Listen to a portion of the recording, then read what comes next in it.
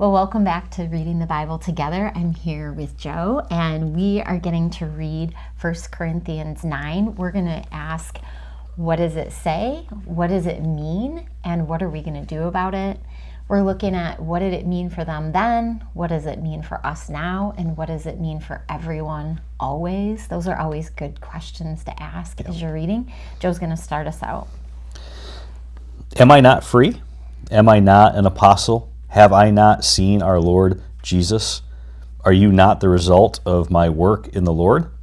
Even though I may not be an apostle to others, surely I am to you.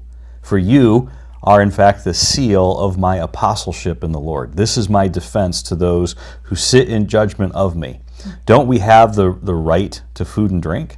Don't we have the right to take a believing wife along with us as the other apostles and the Lord's brothers and Cephas did? Or is it only I and Barnabas who must work for a living? Who serves as a soldier at his own expense? Who plants a vineyard and does not eat of its grapes? Who tends a flock and does not drink of the milk? Do I say this merely from a human point of view? Doesn't the law say the same thing? For is it not written in the law of Moses that you shouldn't muzzle an ox while it's treading out the grain? Is it about the oxen that God is concerned? Surely he says this for us, doesn't he? Well, yes, this was written for us, because when the plowman plows and the thresher threshes, they ought to do so in the hope of sharing in the harvest. If we have sown spiritual seed among you, is it too much if we reap a material harvest from you? If others have this right of support from you, shouldn't we have it all the more? But we did not use this right. On the contrary, we put up with anything rather than hinder the gospel of Christ. Don't you know that those who serve in the temple get their food from the temple, and that those that serve at the altar share in what is offered on the altar? In the same way, the Lord has commanded that those who preach the gospel should receive their living from the gospel. But I have not used any of these rights, and I am not writing this in hope that you will do such things for me. For I would rather die than allow anyone to deprive me of this boast. For when I preach the gospel, I cannot boast, since I am compelled to preach. Woe to me if I do not preach the gospel. If I preach voluntarily, I have a reward. If not voluntarily, I am simply discharging the trust committed to me. What then is my reward?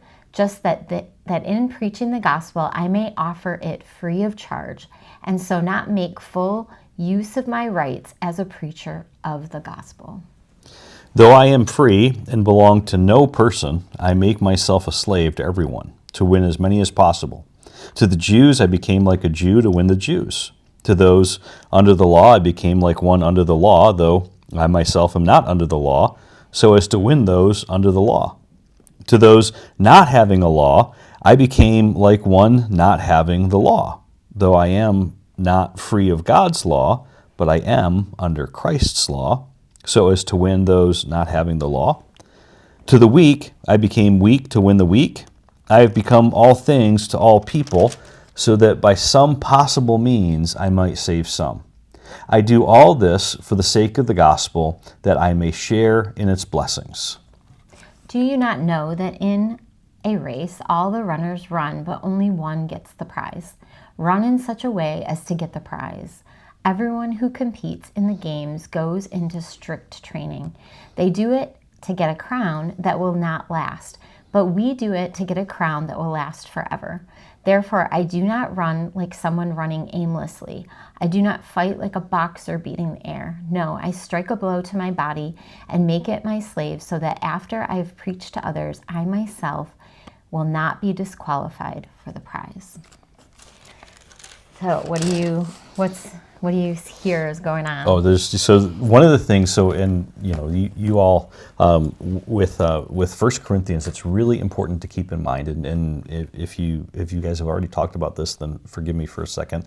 But what you really see starting in this part of Corinthians and then going for the rest of the chapter is that Paul is working off of a document where he's responding to questions that have been asked of him by these people. Mm-hmm. And we have, 1 Corinthians and 2 Corinthians But New Testament scholars actually believe there are 4 letters to the Corinthians, 2 of which the church has never had.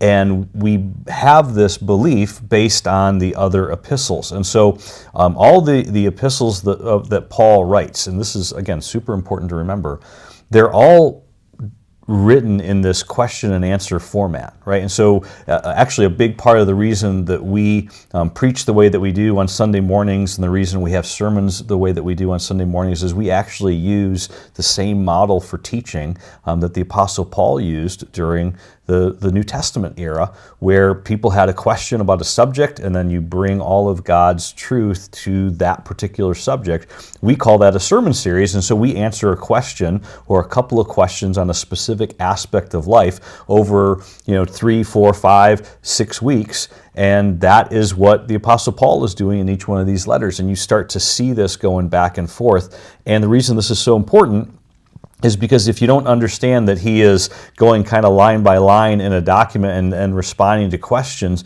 if you just go from one thought to another thought, you can be really confused and like, Paul, where is this going and why? Like, how all of a sudden we're talking about, freedom and apostles and rights and an ox and treading out grain. Like, what does this have to do with anything, right? And it's because they said to him something about, hey, is it okay for us to be paying people to preach the gospel, or shouldn't they be doing it for free? Like, how does this work? Because again, they question whether he was a real apostle. Questioning whether or not he's actually an apostle, and he tells them, well, some people don't think I am, but at least to you all, because you are the fruit of my labor, right? So that having that understanding about the scriptures themselves and that format of teaching is super, super important, because there's a bunch of different ways to preach and teach, and we do a bunch of them here at Faith. But again, when you, on a Sunday morning, most of the time, we just finished a series through the book of Jonah, we finished a series through the book of Nehemiah, but then other times we'll actually go through a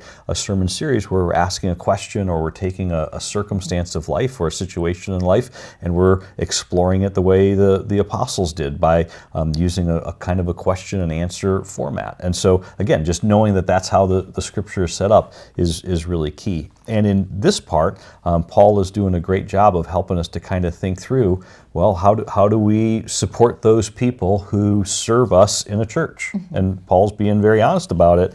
He's like, I didn't make this up. God actually is the one who had this conversation in the very beginning, and he's telling people to make sure that you're taking care of those people who are serving you and caring for you spiritually. And he's saying, but I haven't done that. Right. I'm continuing to work my first vocation, so he's dual vocational. Yeah. And he's reminding them, he definitely is defending himself. He is, for sure. Which is interesting. Just to hear him, and he can turn a phrase. He gets them all twisted up. So you're like, what are you saying, Paul? Yeah. And even us, we have to kind of delineate. But he's clearly saying, I'm being all things for all people, so that some may come to know Jesus. Right, and that probably is the most familiar part of this. Mm-hmm. Probably most of us have heard that little section of this chapter at some point, sometimes taken out of context, right? Because sometimes people will use that phrase to justify as their behavior, as though they can do anything they want because because like Paul says, I'm just being all things to all people, right? And so in other words, like I don't have to do anything that's difficult. I'm just being like everybody around me. And that is not at all what Paul is saying. Paul's actually saying the exact opposite. He's saying, I'm taking all these restrictions on me, even restrictions that aren't a part of my culture or my background. And the whole reason I'm doing that, and I'm limiting my freedom, as we talked about yesterday, I'm doing all this because I want people who are still living under the bondage of law and still living in that kind of a allowed to, not allowed to world. He wants them to hear the gospel, and he wants them to be set free by that. Yeah. So what does it mean for you, for your faith? Well, the part that for me that really always stands out is that section out of 9 where Paul is taking that reminder of being all things to all people, because again, for me, that is the reminder that anytime I show up someplace, I'm showing up as a follower of Jesus. And I'm showing up as someone that Jesus has set free from all kinds of garbage in my past, and it just being able to be with other people in a relational way is an honor and a privilege. And so if that means that if I'm going to conform and restrict, like we talked about yesterday, some of my freedom in that moment, or if having the opportunity is actually going to kind of push me out of my envelope a little bit, because I often have a small social envelope, like I'm not an extrovert, if you don't know that about me, and so it can be easy for me to just kind of stay in my little bubble. I think Paul is reminding me here again. It's not about me. It's not about what makes me comfortable, right? It's actually about what can Jesus do through me in the life of another person. Yeah, What about you? It actually says a lot about hospitality, right? So Yeah. how are we making space for another person?